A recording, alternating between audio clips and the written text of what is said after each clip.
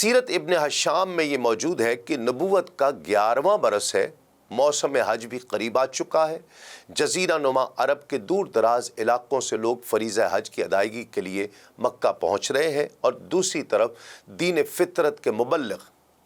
حضور نبی کریم صلی اللہ علیہ وآلہ وسلم حسب دستور ہر قبیلے کی قیام گاہ پر تشریف لے جاتے ہیں اور ان کو اسلام قبول کرنے کی دعوت دیتے ہیں، لیکن وہی سرد مہری ہے اور وہی بے رخی ہے جس کا مظاہرہ یہ لوگ کئی برسوں سے کرتے چلے آ رہے، اب کہ بھی وہ برقرار رہی۔ ایک دن حضور نبی کریم صلی اللہ علیہ وآلہ وسلم عقبہ کے مقام کے پاس پہنچے تو وہاں مدینۃ المنورہ کے قبیلے بنی خزرج کے ایک گروہ سے ملاقات ہوئی۔ ان سے پوچھا کہ آپ لوگ کون ہیں؟ تو انہیں جواب دیا کہ ہم قبیلہ خزرج سے ہیں۔ حضور نبی کریم صلی اللہ علیہ وآلہ وسلم نے پھر پوچھا کہ کیا تم وہ لوگ ہو جن کی یہود سے دوستی ہے؟ انہوں نے ہاں میں جواب دیا۔ نبی کریم صلی اللہ علیہ وآلہ وسلم نے فرمایا کہ ذرا بیٹھ نہیں جاتے، کچھ باتیں کر لیتے ہیں۔ انہوں نے کہا کہ جی بالکل کیجئے۔ وہ لوگ حضور نبی کریم صلی اللہ علیہ وآلہ وسلم کے پاس بیٹھ گئے۔ حضور نے انہیں اللہ کی توحید پر ایمان لانے کی دعوت دی، اسلام کی بنیادی تعلیمات سے انہیں آگاہ کیا، پھر ان کے سامنے چند قرآنی آیات کی تلاوت فرمائی۔ ان لوگوں کی خوش قسمتی یہ تھی کہ ان کے شہر میں چند یہودی قبائل بھی آباد تھے، اور وہ لوگ صاحب علم اور اہل کتاب تھے، جبکہ انصار یہ لقب ہجرت کے بعد دیا گیا کہ ان کے قبائل بت پرست ہوا کرتے تھے۔ اکثر ان کے درمیان چھیڑ چھاڑ رہا کرتی تھی۔ جب جنگ کی نوبت آتی تو یہودی انہیں خبردار کیا کرتے، ان قریب ایک نبی تشریف لانے والے ہیں، ہم اس پر ایمان لے آئیں گے اور ان کی پیروی کریں گے، پھر ہم مضبوط ہو کر تمہیں اس طرح بے دریغ قتل کریں گے جس طرح قوم عاد اور قوم ارم کو قتل کیا گیا تھا۔ یہود کی اس قسم کی باتوں سے انصار بھی ایک انجان نبی سے پہلے سے متعارف تھے، اور ان کا ذکر بار بار سنتے رہتے تھے، جن کی آمد متوقع تھی۔ سرکار دو عالم صلی اللہ علیہ وآلہ وسلم نے جب انہیں اسلام قبول کرنے کی دعوت دی تو وہ آپس میں کہنے لگے کہ یہ تو وہی نبی معلوم ہوتے ہیں جن کی آمد کی دھمکیاں یہود ہمیں آئے دن دیا کرتے تھے، جلدی سے ان پر ایمان لے آئیں، ایسا نہ ہو کہ یہودی ان پر ایمان لانے میں ہم پر سبقت لے جائیں۔ تو انہوں نے ان سب نے حضور نبی کریم صلی اللہ علیہ وآلہ وسلم کی دعوت دل و جان سے قبول کر لی، اور سارے کے سارے مشرف اسلام ہو گئے۔ سبحان اللہ۔ ناظرین کرام، ہدایت دینا بے شک اللہ کے ہاتھ میں ہے۔ پھر انہوں نے گزارش کی کہ یا رسول اللہ، ہماری قوم میں عداوت اور بغض کے شعلے صدیوں سے بھڑک رہے ہیں، باہمی دشمنیوں نے ہمیں پارا پارا کر دیا ہے۔ ہم انہیں حضور کا یہ پیغام پہنچائیں گے جس دین پر ہم ایمان لائے ہیں، اور انہیں بھی ترغیب دیں گے کہ وہ بھی اس کو قبول کر لیں۔ اگر وہ متفقہ طور پر سب ایمان لے آئیں تو پھر ہمارے یہاں حضور سے بڑھ کر کوئی معزز اور محترم نہیں ہوگا۔ انہوں نے آئندہ سال پھر شرف باریابی کا وعدہ کیا اور اپنے قلوب و اذہان کو نور اسلام سے منور کر کے اپنے وطن یثرب لوٹ گئے۔ زمانہ جاہلیت میں اہل عرب فریضہ حج ادا کرنے کے لیے ماہ ذی الحج میں مکہ مکرمہ آیا کرتے تھے، لیکن عمرہ ادا کرنے کے لیے وہ ماہ رجب میں ہی یہاں پہنچ جایا کرتے تھے۔ گویا سال میں 2 مرتبہ مختلف علاقوں کے عرب قبائل مکہ مکرمہ میں مختلف ایام میں حاضری دیا کرتے۔ حاکم نے مستدرک میں لکھا ہے کہ بنو خزرج کے یہ 6 افراد ماہ رجب میں عمرہ کرنے کے لیے یہاں آئے ہوئے تھے، اور اللہ کی خصوصی نوازش نے انہیں اپنے حبیب کی خدمت میں حاضر کر دیا اور ان کے دلوں کو حضور کی دعوت قبول کرنے کے لیے کشادہ کر دیا۔ علامہ زینی دہلان لکھتے ہیں کہ اس روز ایمان لانے والوں کی تعداد 6 تھی، اور سب کے سب بنی خزرج کے افراد تھے، اور ان خوش نصیبوں کے اسماء گرامی یہ ہیں: پہلے خوش قسمت ابو امامہ اسد بن زرارہ۔ ابو نعیم کہتے ہیں کہ قبیلہ خزرج میں سب سے پہلے ایمان لانے کی سعادت انہیں ہی نصیب ہوئی، اور ان کا تعلق بنو نجار سے تھا۔ اوف بن حارث، ان کی والدہ کا نام افرا ہے۔ رافع بن مالک بن اجلان، ان کا تعلق بنو زریق سے تھا، اور قطبہ بن عامر بن حدیدہ یہ بنو سلمہ قبیلہ کے فرد تھے۔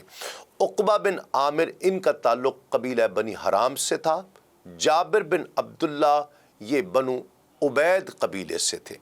ناظرین کرام، اب اس اہم پیش رفت کا تذکرہ کرتے ہیں جسے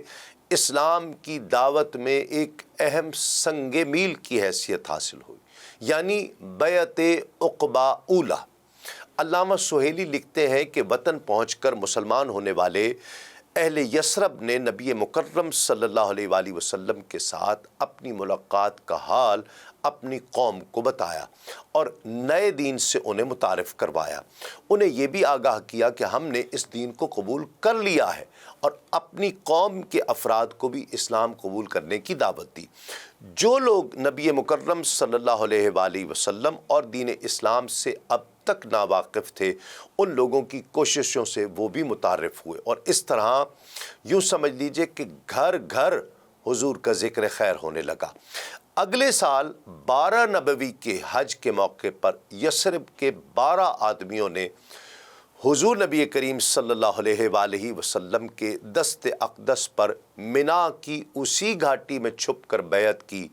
یہ بیعت اسی جگہ لی گئی جہاں اب مسجد عقبہ موجود ہے، اور اسے ہی بیعت عقبہ اولی کہا جاتا ہے۔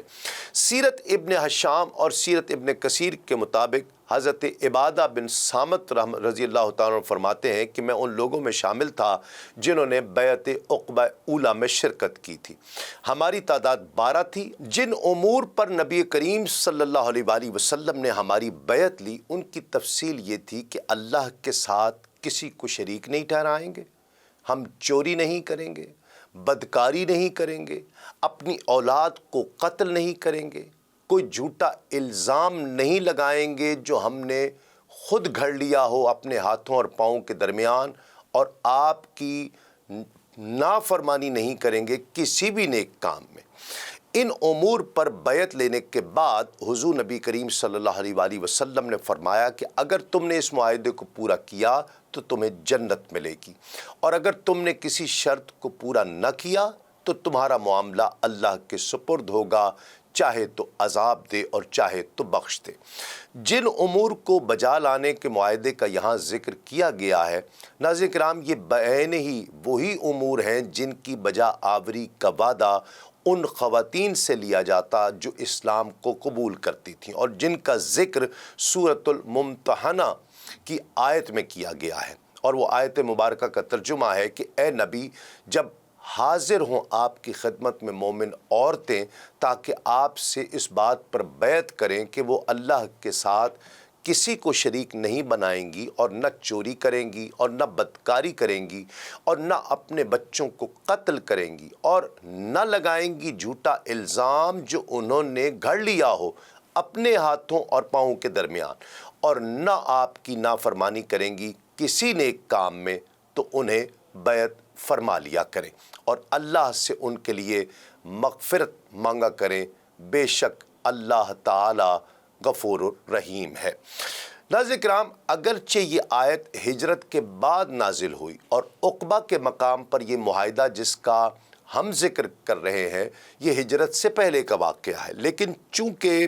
مضمون بعین ہی وہی ہے، اس لیے اس آیت کے نزول کے بعد اس معاہدے کا نام معاہدۃ النساء رکھ دیا گیا، اور اس کو عورتوں کی بیعت اس لیے کہا جاتا ہے کہ اس میں جہاد کرنے کا وعدہ نہیں لیا گیا، کیونکہ ابھی تک جہاد کا اذن بارگاہ الہی سے نہیں ملا تھا۔ اور اس بیعت کو اس لیے بھی عورتوں کی بیعت کہا گیا کیونکہ اس آیت میں ان امور کا ذکر ہے جن کو بجا لانا عورتوں پر بھی فرض ہے۔ ناظرین کرام، اس موقع پر 12 افراد نے بیعت کی، جن میں سے 5 افراد تو وہ تھے کہ جو پہلے سے اسلام قبول کر چکے ہوئے تھے، جن میں عقبہ بن عامر،